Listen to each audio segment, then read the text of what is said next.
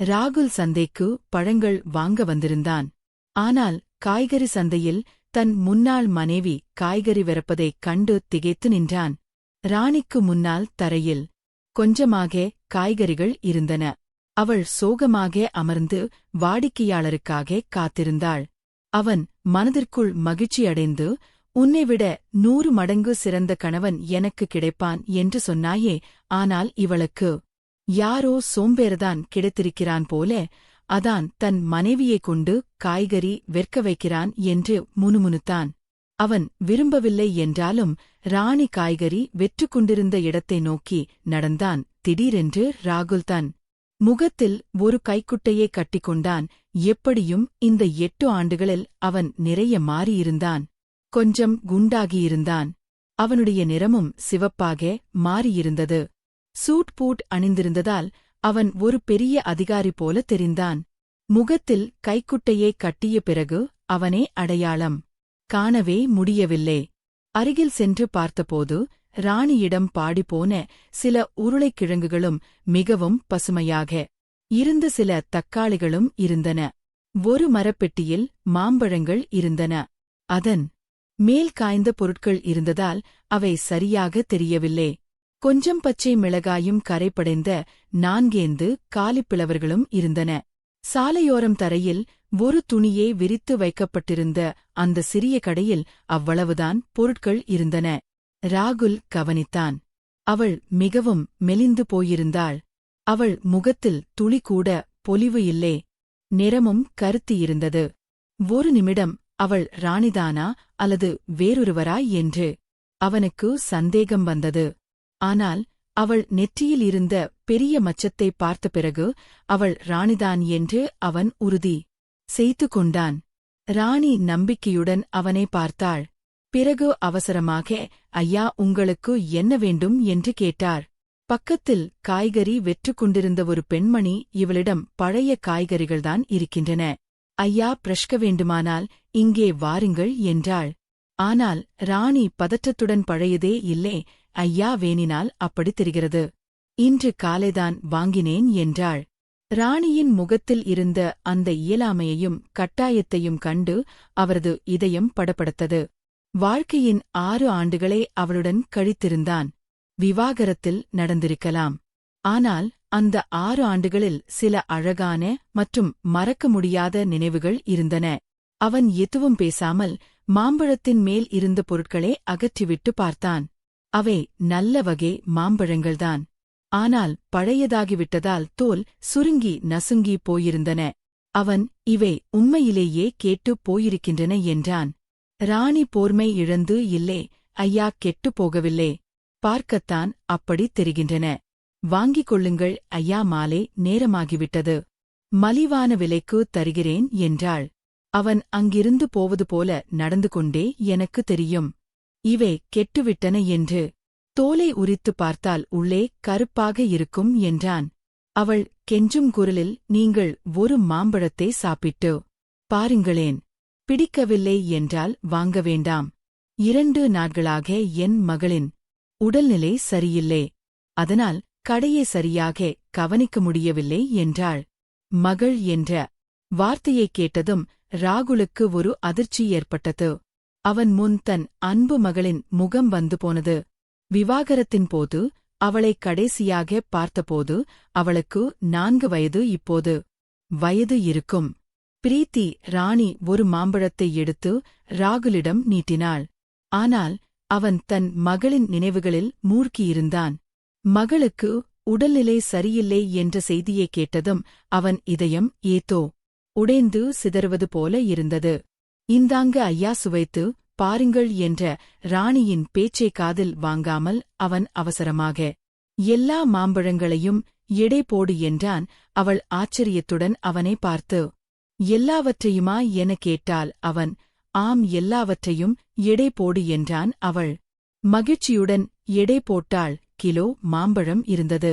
அவற்றை 2 பைகளில் போட்டு அவரிடம் கொடுத்துவிட்டு, "1 கிலோ ரூபாய்க்கு விற்கிறேன். ஆனால் நீங்கள் 8 கிலோவையும் வாங்குவதால் கிலோ ரூபாய் போடுகிறேன். மொத்தம் ஆகிறது ஐயா." "அந்த ரூபாய் வேண்டாம்." "ரூபாய் மட்டும் கொடுங்கள் என்றாள். அவன், உன் மகள் நோயாளி என்பதால் கிலோ ரூபாய் என்ற கணக்கிலேயே காசை வாங்கிக்கொள் என்று கூறிவிட்டு 2 ரூபாய் தாள்களை கொடுத்துவிட்டு போகத் தொடங்கினான்.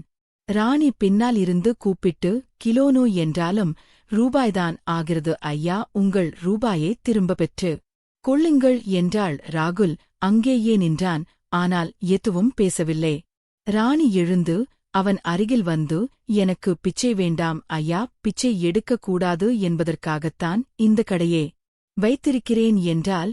அவன், உன் கணவன் ஒன்றும் செய்வதில்லையா என கேட்டான். அவள் அந்த ரூபாயை அவன் கையில் வைத்துவிட்டு, கணவரிடமிருந்து 8 ஆண்டுகளுக்கு முன்பே விவாகரத்து ஆகிவிட்டது ஐயா என்றான். அவன் நடக்க தொடங்கினான். பிறகு நடந்து கொண்டே, உன்னை போன்ற சுயமரியாதை உள்ள பெண்ணுக்கு உன் கணவன் நிச்சயம் ஏதோ துரோகம் செய்திருப்பான், அதனால்தான் இந்த உறவு உடைந்திருக்கும் என்றான். அதற்கு அவள் பின்னால் இருந்து, இல்லே ஐயா, கணவர் நல்லவர், வர்த்தான் காலம்தான் சரியில்லை என்றால். அவனால் அதற்கு மேல் அங்கு நிற்க முடியவில்லை. வேகமாக தன் காரை நோக்கி சென்றான். அவன் பின்னால் திரும்பி பார்த்தான். ராணி தன் கடையை சுருட்டிக் கொண்டிருந்தால். ஒருவேளை அன்றைய கூலி அவளுக்கு கிடைத்திருக்கலாம். அதனால்தான் இருட்டுவதற்கு முன்பே அவள் வீட்டுக்கு போய்க் கொண்டிருந்தால். அவள் எங்கே வசிக்கிறாள் என்று தெரிந்து கொள்ள அவளுக்கு பின்னால் செல்ல ராகுல் விரும்பினான். அவனுக்கு பிரீத்தியே பார்க்க வேண்டும் என்ற ஆசையும் இருந்தது. அதனால் அவன் இதயத்தில் ஒருவித ஈர்ப்பு ஏற்பட்டது. விவாகரத்திற்குப் பிறகு ராணி வேறொரு ஆணை திருமணம் செய்து கொள்ளவில்லை என்ற விஷயம் அவன் மனதை குத்தியது. அவள் மீதம் இருந்த காய்கறிகளை ஒரு பையில் வைத்துக்கொண்டு வீட்டை நோக்கி நடக்கத் தொடங்கினாள்.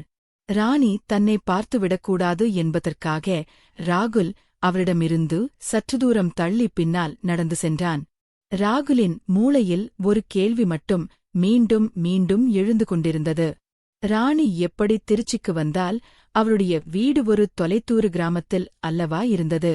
அங்கே அவளுக்கு 2 சகோதரர்கள் இருந்தார்களே, அவர்கள் எப்படி தங்கியே தனியாக விட்டார்கள்? விவாகரத்தின் போது அவர்கள் மிகவும் கொதித்தார்களே. கணவர் நல்லவர்தான் ஐயா, காலம்தான் சரியில்லை என்ற ராணியின் பதில் ராகுலுக்கு சற்றே ஆறுதலாக இருந்தது. அதாவது இன்றும் அவள் அவனைத் தவறாக நினைக்கவில்லை. திடீரென்று நடந்து கொண்டிருக்கும்போதே ராகுலின் உள்ளம் கனத்தது. கண்களில் கண்ணீர் துடர்த்தது. நீங்கள் என் சுயமரியாதையே பாதுகாத்தால் போதும். மற்றபடி உங்களோடு இருந்து எதையும் நான் சகித்துக் கொள்வேன் என்று ஒரு இரவு ராணி சொன்னது அவனுக்கு நினைவுக்கு வந்தது. அவனால் அவளுடைய சுயமரியாதையை பாதுகாக்க முடியாமல் போனது. ராகுலுக்கு முன்னால் அவனது அண்ணி ராணியை கேவலப்படுத்தும் போதெல்லாம் அவன் அமைதியாக நின்று கேட்டுக்கொண்டிருப்பான். ராணி மிகுந்த சுயமரியாதை கொண்டவள். தவறு செய்யாமல் தலை குனிவது அவளுக்கு சிறிதும் பிடிக்காது. அதனால்தான் அவள் தன் பிறந்த வீட்டிற்கு சென்றாள். அதன் பிறகு அண்ணியின் பேச்சைக் கேட்டுக்கொண்டு ராகுல் அவளுக்கு விவாகரத்து நோட்டீஸ் அனுப்பினான். அந்த உறவையே முறித்துக் கொண்டது அவன் செய்த 2வது தவறு. அவன் தன் அண்ணன் மற்றும் அண்ணி மீது மிகுந்த மரியாதை வைத்திருந்தான். அதனால் மனைவியை விட அண்ணியேதான் அதிகமாக நம்பினான். ராணியுடன் அவனது வாழ்க்கையின் முதல் 4 ஆண்டுகள் மிகவும் நன்றாகவே கழிந்தன. ஆனால் 5வது ஆண்டில் சண்டைகள் தொடங்கின. அண்ணி எதற்காவது பிரீத்தியே அறிந்துவிட்டால் அது ராணிக்கு சிறிதும் பிடிக்காது. இந்த விஷயத்தில்தான் சண்டைகள் அதிகமாகின. சண்டைகள் மற்றும் மனஸ்தாபங்கள் காரணமாக ராணி தனி குடித்தனம் போகும்படி வற்புறுத்தினாள். ஆனால் இது ராகுலுக்கு சிறிதும் பிடிக்கவில்லை. ராகுலின் அண்ணனும் அண்ணியும் பூர்வீக கடையை பிரிக்க விரும்பவில்லை. அவர்கள் எல்லாவற்றையும் தாங்களே அபகரிக்க நினைத்தார்கள். ராகுல் தன் அண்ணனுடன் சேர்ந்து கடையில் சமமாக உழைத்தான். ஆனால் அவனுக்கும் ராணிக்கும் பணம் தேவைப்படும்போது அன்னையிடம் கேட்டுத்தான் வாங்க வேண்டியிருந்தது. இது ராணிக்கு பிடிக்கவில்லை. இப்போது ராணி ஒரு மருந்தகத்தில் சில மருந்துகளை வாங்கிக் கொண்டு ஒரு தெருவிற்குள் சென்றாள். ராகுல் ஒரு குறிப்பிட்ட இடைவெளியை பேணிக் கொண்டு அவளுக்கு பின்னால் சென்றான். நடந்து கொண்டே அவர்கள் நகருக்கு வெளியில் இருந்த ஒரு குடியிருப்பு பகுதிக்கு வந்தார்கள். சிறிது தூரம் நடந்த பிறகு அவள் ஒரு பழைய வீட்டிற்குள் நுழைந்தாள். அந்த வீடு பார்ப்பதற்கு அறைகளே இல்லாத ஒரு பாலடைந்த கட்டிடம் போல இருந்தது. அங்கே முற்றத்தில் 2 கட்டில்கள் போடப்பட்டிருந்தன. ஒன்றில் பிரீத்தி படுத்திருந்தாள். மற்றொன்றில் ஒரு மூதாட்டி படுத்திருந்தாள். ராணி வந்ததும் அந்த மூதாட்டி எழுந்து உட்கார்ந்ததை ராகுல் பார்த்தான். அந்த முகத்தை பார்த்ததும் அவன் அடையாளம் கண்டு கொண்டான். அவள்தான் ராணியின் தாய், அதாவது ராகுலின் மாமியார். கூடவே பிரீத்தியம் எழுந்தாள். அவள் முன்பை விட வளர்ந்திருந்தாள். ஆனால் மிகவும் பலவீனமாக தெரிந்தாள். அவளை பார்த்ததும் ராகுலின் இதயத்திலிருந்து கண்ணீர் அருவியாக கொட்டியது. ஓடி சென்றி பிரீத்தியே தன் நெஞ்சோடு அணைத்துக் கொள்ள வேண்டும் என்றே அவனுக்கு தோன்றியது. அவன் நீண்ட நேரம் தவிப்புடன் பிரீத்தியையே பார்த்துக் கொண்டிருந்தான். அவன் கண்களில் திருந்து கண்ணீர் வழிந்து கொண்டே இருந்தது. ஆனால் அவன் எவ்வளவு விரும்பினாலும் அந்த வீட்டிற்குள் நுழைய முடியவில்லை. விரைவில் அவன் அங்கிருந்து திரும்பிவிட்டான். தன் சிரித்து மகிழ்ந்த குடும்பத்தை அழித்த அண்ணியின் மீது அவனுக்கு மீண்டும் மீண்டும் கோபம் வந்தது. விவாகரத்தின் போது அண்ணி உனக்கு விரைவில் 2வது திருமணம் செய்து வைக்கிறேன் என்று சொன்னாள். ஆனால் 8 ஆண்டுகளாகியும் அவள் எதையும் செய்யவில்லை. ராகுல் இந்த நகரத்தில் தனியாகத்தான் வசித்து வந்தான். வியாபாரத்தை முன்னேற்றுவதற்காக அவரது அண்ணன் இங்கே ஒரு கடையையும் 2 படுக்கை அறைகள் கொண்ட ஒரு வீட்டையும் வாங்கிக் கொடுத்திருந்தார். ராகுல் தனியாகவே அந்த கடையை நடத்தி வந்தான். வீடு கடைக்கு பின்னாலேயே இருந்தது. ராகுல் தன் வாழ்நாள் முழுவதும் சம்பாதித்து கொடுக்க வேண்டும் என்றும் அவன் பங்கு கேட்டுவிடக்கூடாது என்பதற்காகவும் அவன் மனைவியே இல்லாமல் இருக்க வேண்டும் என்றும் அண்ணனும் அண்ணியும் விரும்பினார்கள். அவனது அண்ணன் ஒவ்வொரு வாரமும் கடைக்கு வந்து லாப பணத்தை எல்லாம் எடுத்து செல்வார். ஆனால் கடவுள் கணக்கு தப்பாது என்பார்கள் அல்லவா? இறைவரின் அருளால் பிரிந்த அந்த தம்பதியினர் இருவரும் ஒரே நகரத்திற்கு வந்திருந்தார்கள். இதுவரை இருவரும் 2வது திருமணம் செய்து கொள்ளவில்லை. இனி எதுவும் நடக்கலாம். இப்போது ராகுல் தினமும் மாலை நேரத்தில் ராணியின் கடைக்கு செல்லத் தொடங்கினான். முகத்தை கைக்குட்டையால் மறைத்துக்கொண்டு அங்கிருந்து நிறைய காய்கறிகளையும் பழங்களையும் வாங்கினான். ராணி பிரீத்தியே நன்றாக வளர்க்க வேண்டும் என்பதற்காக அவன் இதையெல்லாம் செய்தான். அவன் நாள் முழுவதும் யோசித்துக் கொண்டே இருப்பான். ஆனால் முகத்தை மறைக்காமல் ராணியின் முன்னால் செல்ல அவனுக்கு துணிச்சல் வரவில்லை. அவன் வாங்கி வரும் காய்கறிகளில் தனக்கு தேவையானதை மட்டும் வைத்துக்கொண்டு மீதமுள்ள காய்கறிகளை தெருவில் உள்ள விலங்குகளுக்கு உணவாக கொடுத்து விடுவான். சில நாட்களுக்குப் பிறகு ராகுலின் அண்ணன் கணக்கு பார்ப்பதற்காக கடைக்கு வந்தபோது சேமிப்பு பணம் எல்லாம் எங்கே என்று கேட்டார். ராகுல் எல்லாம் செலவாகிவிட்டது அண்ணா என்றான். அண்ணன் கோபத்துடன் இவ்வளவு பெரிய தொகையை எங்கே செலவு செய்தாய் என்று கேட்டார். ராகுல் தைரியத்தை வரவழைத்துக் கொண்டு வேலை இருந்தது, செலவு செய்துவிட்டேன் என்றான். அண்ணன் எரிச்சலுடன், இதுவரை நீ ஒரு பைசா கூட வீணாக செலவு செய்ததில்லையே, இப்போது உனக்கு என்ன கெட்ட பழக்கம் வந்துவிட்டது என்றார். ராகுல், ஏன் கோபப்படுகிறீர்கள்? அண்ணா சம்பாதித்தது நான்தானே, அதனால் செலவு செய்தேன். எனக்கும் தேவைகள் இருக்கின்றன என்றான். அண்ணன் ஆத்திரத்துடன், என்னிடம் எதிர்த்து பேச உனக்கு வெட்கமாக இல்லையா என்றார். ராகுல் அமைதியாக, நான் எதிர்த்து பேசவில்லை, ஒரு உண்மையை சொல்கிறேன். நான் சம்பாதித்தால் என்னால் செலவும் செய்ய முடியும். இந்த வீடும் கடையும் என் பெயரில் தானே வாங்கி இருக்கிறீர்கள். அதனால் இதை என்னிடமே கொடுத்துவிடுங்கள்.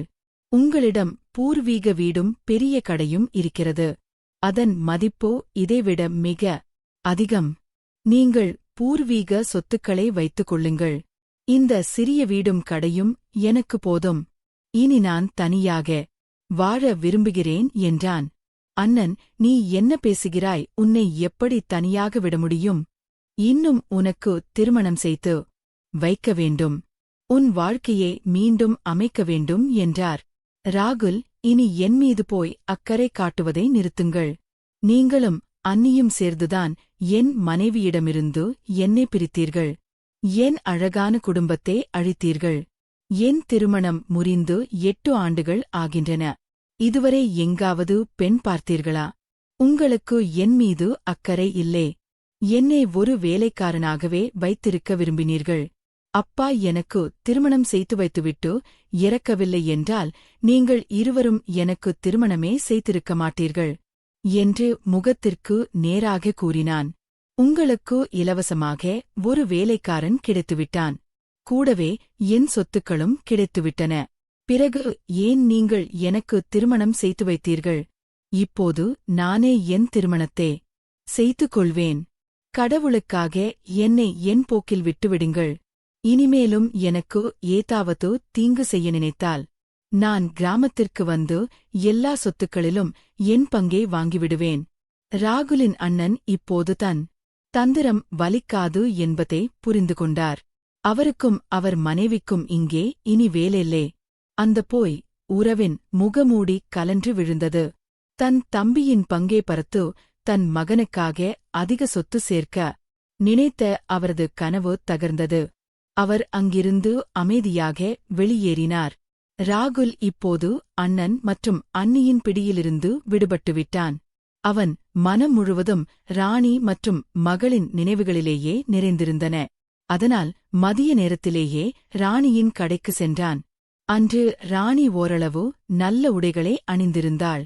ஆனால் அவள் கண்களில் கவலையும் சோகமும் தெரிந்தன. அருகில் சென்றதும், ராகுல், உங்கள் மகள் இப்போது எப்படி இருக்கிறாள் என்று கேட்டான். ராணி அவனை உற்று பார்த்துவிட்டு, ஏன் அவள் உங்கள் மகள் இல்லையா என்றாள். ராகுல் திடுக்கிட்டான். முகத்தில் கைக்குட்டை கட்டியிருந்தும் ராணி தன்னை எப்படி அடையாளம் கண்டு கொண்டாள் என்று வியந்தான். ராணி அவன் கண்களை பார்த்து பேசத் தொடங்கினாள்.